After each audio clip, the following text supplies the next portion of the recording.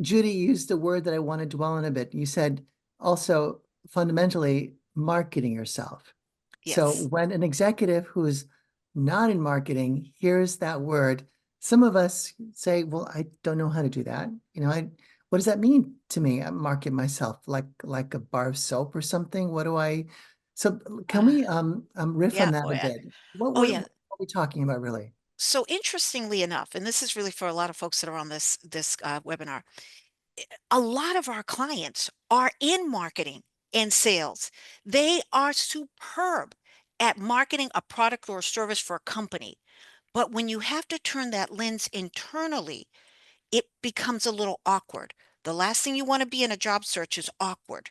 So it's about figuring out one, what that ultimate goal, what type of role you really want. Because the other thing, even if you look at ExecuNet's website, 90% of the executives, and we have over 500,000, when we survey them, because we want to be the best, that's why Forbes magazine keeps listing us as the best around the executive search.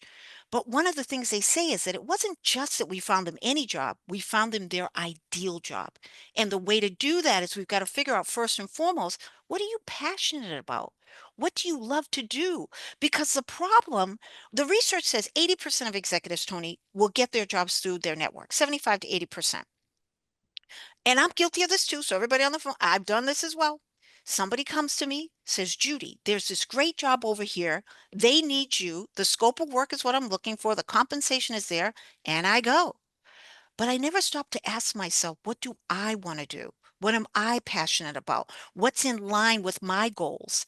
And so one of the things that's really important is that if you're unemployed and you might feel like, oh my goodness, this is a terrible situation, change your perspective. This is an opportunity for you to stop and get it right. Start to think about where you want to be because the next chapter of your life should be a place that's flourishing. You're an executive, you've already made other companies successful. Marketing people understand marketing, they understand how to brand and do all that. But when they have to see themselves as the product, it becomes awkward. And we even have some programs, one called Your Value Conversation, where we coach them on how to get out of that awkwardness and get comfortable. And what's interesting, one of the byproducts of that that I've heard from folks is that, well, you need to be able to communicate your value very comfortably in an executive search process. But once you learn how to do it, it's a lifelong skill. Mhm. So even for executives, when you find yourself that your name is on the layoff list and you wonder how could that be possible?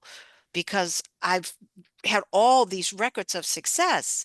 Sometimes it's not about what you're bringing to the table. It's about how you're communicating that value of what you're bringing to the table. And there's a real art to that.